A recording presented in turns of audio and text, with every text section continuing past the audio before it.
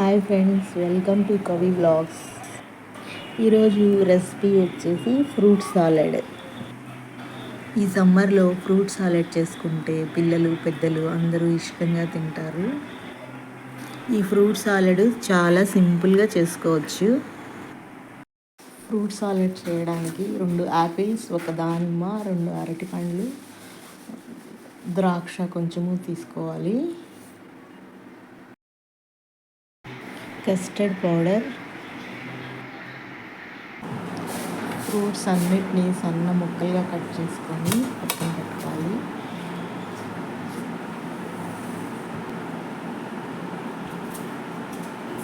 మనకి ఇష్టమైన పండ్లు, ఇంట్లో ఉండే పండ్లతో ఈ ఫ్రూట్ సాలెడ్ చేసుకోవచ్చు.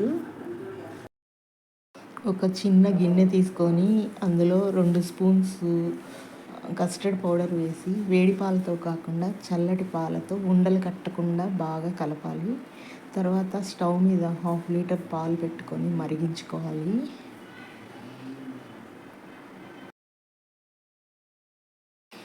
ఈ పాలు మరిగేటప్పుడే మనం ముందుగా కలిపి పెట్టుకున్నాం కదా కస్టర్డ్ పౌడరు, అది అందులో వేసి బాగా కలపాలి. మీగడ కట్టకుండా కలుపుతూ ఉండాలి. తర్వాత అందులో చక్కెర ఒక 5 స్పూన్స్ వేసేయాలి.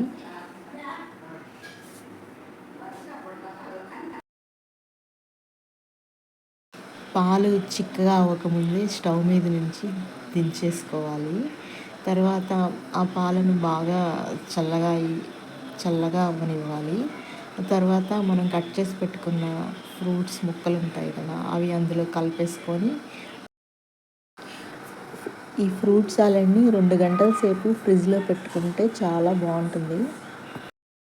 ఈ ఫ్రూట్ సాలెడ్లో ఐస్ క్రీమ్ కూడా వేసుకొని తినచ్చు, చాలా బాగుంటుంది.